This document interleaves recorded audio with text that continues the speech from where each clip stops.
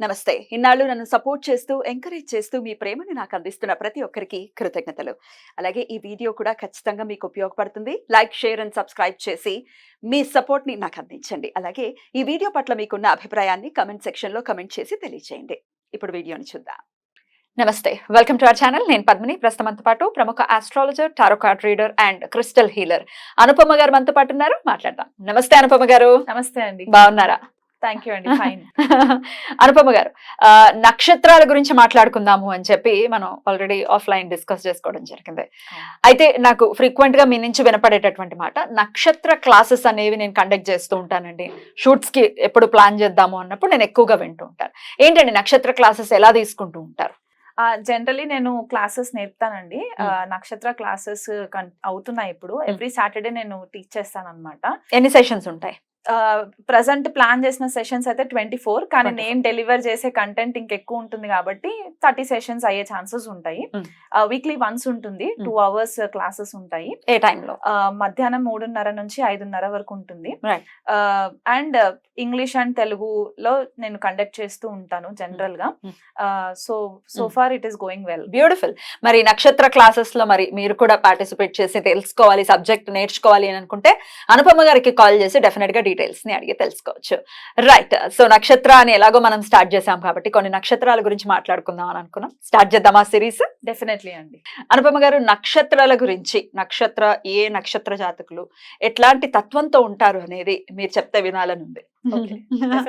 మాట్లాడుకుందాం. ఆ నక్షత్రాలు ఆర్డర్ వైజ్ వెళ్తారా లేకపోతే ఏమైనా ఫేవరెట్ స్టార్స్ ఉన్నాయా? కొన్ని ఈ రోజు అయితే మనం ఒక టాప్ 5 అనను, బట్ 5 నక్షత్రాస్ గురించి డిస్కస్ చేసుకుందాము. కేటగిరీస్ ఉంటాయి అన్నమాట. దీంట్లో కూడా మనకి 7 కేటగిరీస్ కి విభజన చేసి ఉంటాయి.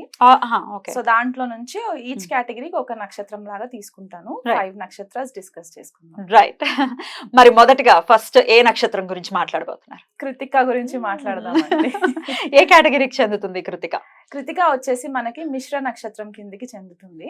అంటే అటు ఎక్స్ట్రీమ్ కాకుండా మరి అటు నార్మల్ గా కాకుండా మిడ్ లో అన్నమాట. మిడిల్ ఎనర్జీస్ ఉంటాయి అన్నమాట. బ్యాలెన్స్డ్ గా ఉండే ఎనర్జీస్ ఉంటాయి. అవసరం అయితే ఎక్స్ట్రీమ్ వెళ్ళిపోవడము, లేకపోతే నార్మల్ గా కొద్దిగా ఇన్నోసెన్స్ ఉండడం అది కూడా ఉంటుంది. కృతికాల వాళ్ళకు ఉంటుంది.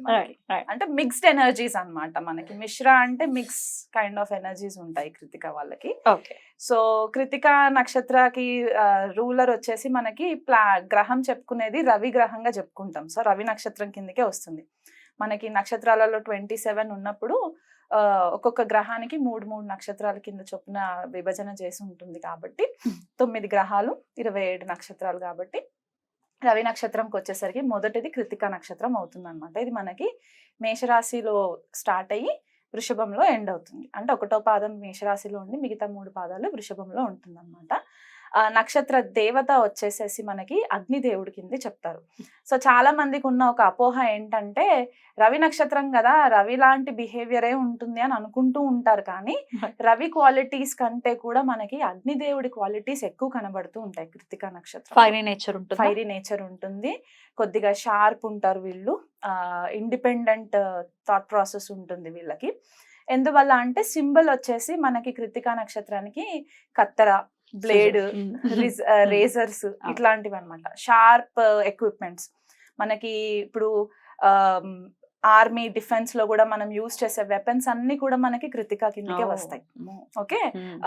బాంబ్స్, టెర్రర్ అటాక్స్ కి యూజ్ చేసే ఎక్విప్మెంట్స్ ఇవన్నీ కూడా కృతిక కిందకే వస్తాయి. సో మనకి యానిమల్ వచ్చేసి మనకి ఫీమేల్ గోట్ అన్నమాట.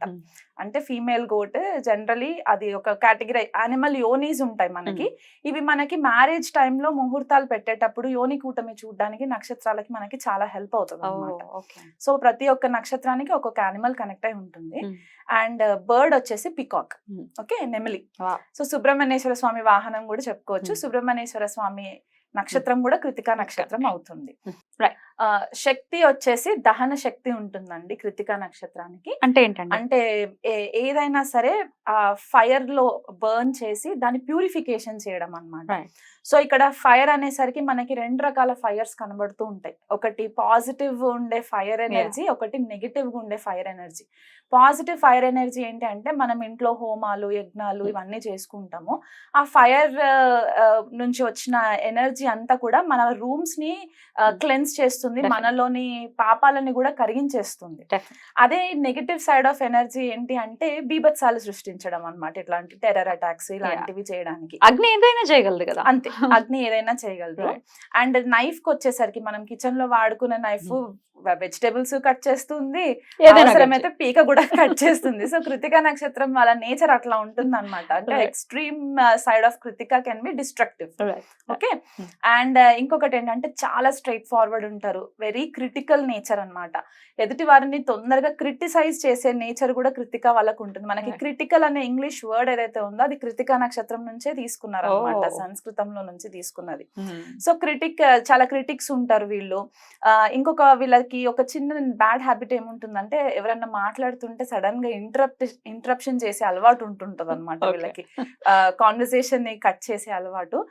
ఫ్యామిలీని చాలా ప్రొటెక్ట్ చేసే వాళ్ళు ఉంటారు కృతికా నక్షత్రం. ఎందుకంటే ఎస్పెషలీ మనకి వృషభ రాశిలో చూసుకుంటే ఫ్యామిలీ గురించి మనము చూసుకుంటూ ఉంటాం కాబట్టి కుటుంబాన్ని ప్రేమించే వాళ్ళు, కుటుంబం కోసం ఏదైనా చేయగలిగే వాళ్ళు, ఏ ఎక్స్ట్రీమ్ వాళ్ళకైనా వెళ్ళే వాళ్ళు ఉంటారనమాట కృతికా వాళ్ళు. అండ్ మదర్ అంటే చాలా ప్రొటెక్టివ్ అయిపోతారండి. ఎలా అంటే ఇప్పుడు స్కందుడు కృతికా నక్షత్రంలోనే పుట్టారు కాబట్టి పార్వతీ మాతని కాపాడడానికి తారకాసురుడి దగ్గర నుంచి ఆ అవతారం ఎత్తుతారు కదా. సో ఇక్కడ మదర్ ని ప్రొటెక్ట్ చేయడానికి వీళ్ళు ఏ ఎక్స్ట్రీమ్ వరకైనా వెళ్ళే క్వాలిటీ ఉంటుంది అనమాట కృతికా. బ్యూటిఫుల్ కదా, డెఫినెట్లీ బ్యూటిఫుల్ పాయింట్. అండ్ ఇంకొకటి ఏంటి అంటే అగ్ని మనకి ఎలాగైతే ప్యూరిఫై చేస్తుందో కృతికా నక్షత్రం జాతకులు వాళ్ళు ఏంటి అంటే ఫ్రీక్వెంట్ గా హోమాస్, ఇంట్లో హోమ యజ్ఞాస్ ఇట్లాంటివి చిన్న చిన్నవి చేసుకుంటూ ఉంటే కూడా వాళ్ళకి చాలా మట్టుకు హెల్ప్ అవుతుంటది.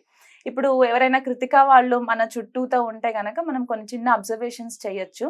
వీళ్ళకి చిన్నప్పుడు కొద్దిగా ఇలాంటి హ్యాబిట్స్ ఉంటాయి అన్నమాట. మ్యాచ్ స్టిక్స్ వెలిగించి ఆటలాడడము ఫైర్ తో, రైట్, మ్యాచ్ స్టిక్స్ తో ఆటలాడడము, లేకపోతే చిన్న ఏజ్ లోనే వాళ్ళు కిచెన్ లోకి వెళ్ళిపోయి వెజిటేబుల్స్ తరగడము, వంట చేయడము, ఇట్లాంటి హ్యాబిట్స్ వీళ్ళకి స్వతహాగా న్యాచురల్ గా వచ్చేస్తూ ఉంటాయి అన్నమాట.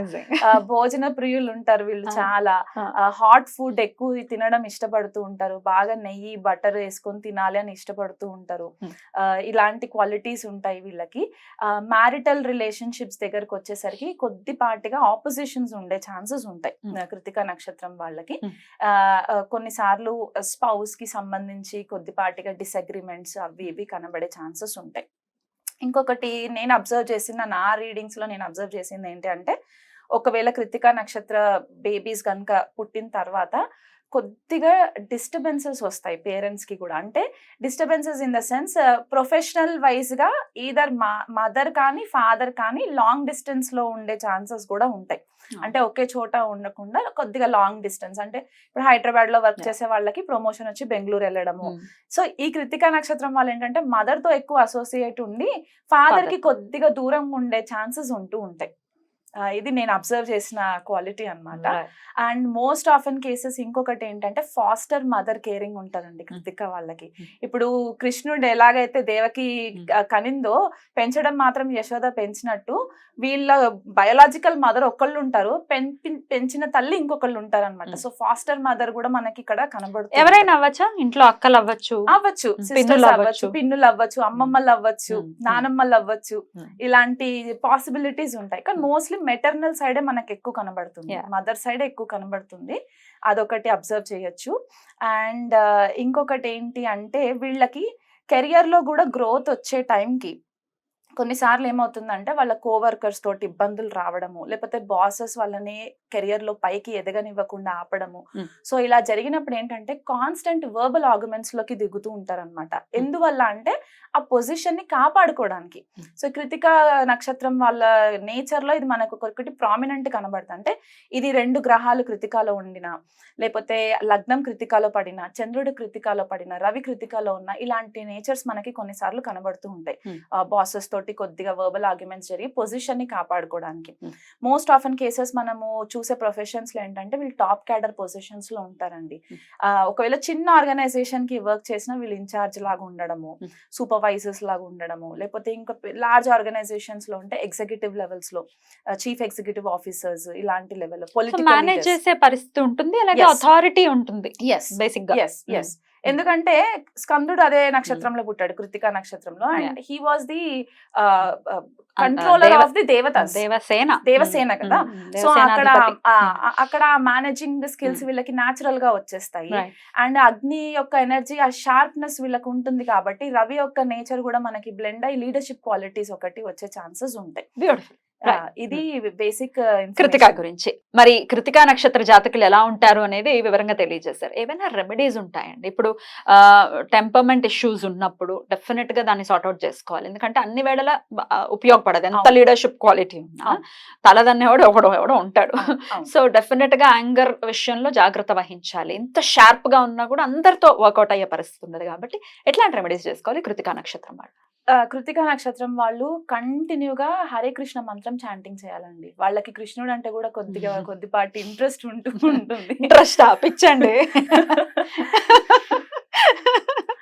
సో అదొకటి చేసుకోవచ్చు. అండ్ ఎప్పుడైనా సరే చంద్రుడు కృతికా నక్షత్రంలో గోచార రీత్యా ట్రాన్సిట్ అవుతూ ఉంటారో ఆ రోజు వీళ్ళు హోమం చేయించుకోవచ్చు. ఎట్లాంటి హోమం? నార్మల్ రెగ్యులర్ గా వాళ్ళ నక్షత్రానికి సంబంధించి నక్షత్ర హోమం ఉంటుంది. అది ఇంట్లో చేయించుకోవచ్చు, లేకపోతే టెంపుల్స్ లో కూడా చేయించుకోవచ్చు. ఈ లక్ష్మీ గణపతి హోమాలు ఇవి అవి కూడా అంటే ఏదైనా ఒకటి మనకి ఇష్ట దేవతకి సంబంధించిన హోమం చేయించుకుంటే బెస్ట్. ఇంకా బెటర్ గా కావాలి అనుకుంటే సుబ్రహ్మణ్య హోమం ఇలాంటివి, కృతికా కాబట్టి సుబ్రహ్మణ్య హోమం ఒకటి చేసుకోవచ్చు. అంటే ఫ్రీక్వెంట్ గా హోమాలు చేయడం వల్ల ఏమవుతుందంటే వీళ్ళకి ఈ లోవర్ లెవెల్ కాకుండా హయ్యర్ లెవెల్ గా స్పిరిచువల్ గా అవేకనింగ్ అవ్వడానికి వీళ్ళకి చాలా మంచి డైరెక్షన్ దొరకడానికి కూడా హెల్ప్ అవుతుంది అనమాట. ఎందుకంటే అగ్ని మనల్ని దహిస్తుంది అంటే మనలోని పాపాలని దహించేసి మనల్ని ఆధ్యాత్మికం వైపు మనల్ని తీసుకెళ్లడానికి హెల్ప్ అవుతుంది. కాబట్టి స్పిరిచువల్ అవేకనింగ్ కి కూడా ఇది చాలా హెల్ప్ అవుతుంది అనమాట వీళ్ళకి, కృతిక వాళ్ళకి హోమాస్. అది కాకుండా ఇంకా చెప్పుకోవచ్చు అని అంటే బ్రైట్ కలర్స్ ఎక్కువ వేసుకుంటూ ఉండాలి. యాంగర్ మేనేజ్మెంట్ ఇష్యూస్ మీరు అడిగినట్టు ఉన్నప్పుడు ఏంటి అంటే నోస్ బ్రీతింగ్ ఎక్సర్సైజెస్ ఒకటి ఫ్రీక్వెంట్ గా చేసుకోవచ్చు, ప్రాణాయామ అట్లాంటివి చేసుకోవచ్చు. అండ్ ఆదిత్య హృదయం ఒకటి చదువుకోవాలండి. ఉదయం లేచి రవికి అర్ఘ్యం ఇచ్చేసేసి, ఎందుకంటే రవి నక్షత్రం కదా మనకి ఆ నెగటివ్ ఈగో ఏదైతే ఉంటుందో అది కట్ డౌన్ చేయడానికి మనకి ఆదిత్య హృదయం ఒకటి, సెల్ఫ్ కాన్ఫిడెన్స్ ఇంకా బూస్ట్ అవ్వడానికి, అండ్ సూర్య గాయత్రి ఒకటి జపం చేసుకోవడము.